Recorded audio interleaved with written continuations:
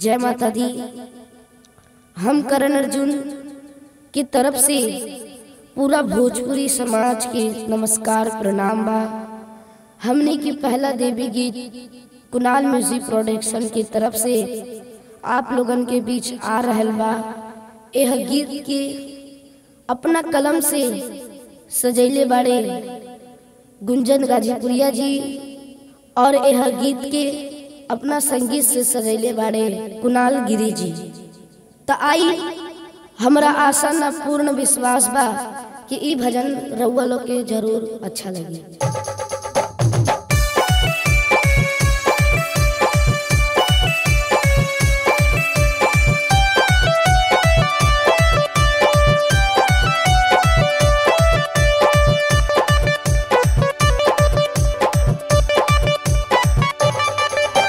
लाले रंग से नुरवा शोभे लाले रंग टिकुलिया, लाले रंग से नुरवा शोभे लाले रंग टिकुलिया, लाले रंगवा चुनरी शोभे शेर के सवारिया, लाले रंगवा चुनरी शोभे शेर के सवारिया।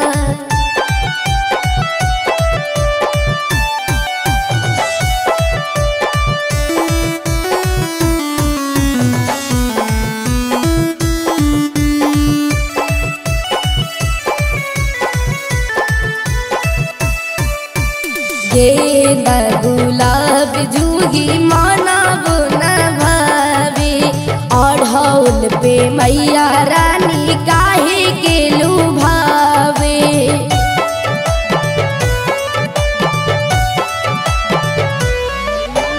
गेंदा गुलाब जूही मानव न भावे, अढ़ौल पे मैया रानी काहे के लुभावे।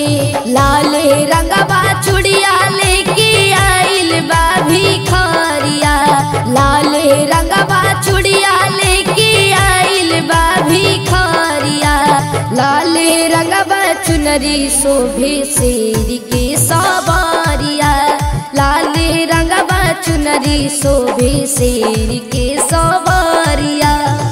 देखिए भैया, नवरात्र के समय बा एगो ड्राइवर के पत्नी अपन ड्राइवर सैया जी से कहती और कौना भाव में कहती। आई भैया बोला मैहर वाली मैया की।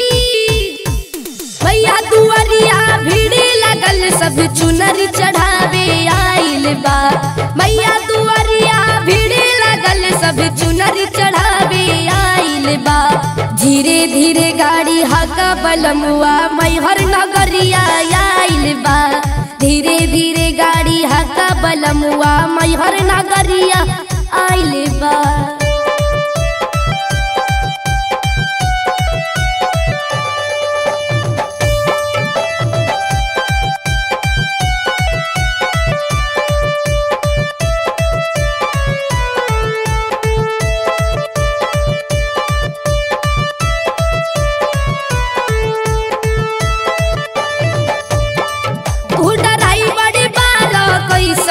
ढेर कर जानी फैसन, तू डराई बड़े बारा कैसन ढेर कर जानी फैसन। माही दुआरिया फिर है नजरिया जाइल मन हर साइल बा, माही दुआरिया फिर है नजरिया जाइल मन हर साइल बा। तो धीरे धीरे गाड़ी हाका बलमुआ मैहर नगरिया आइल बा, धीरे धीरे गाड़ी हाका बलमुआ मैहर नगरिया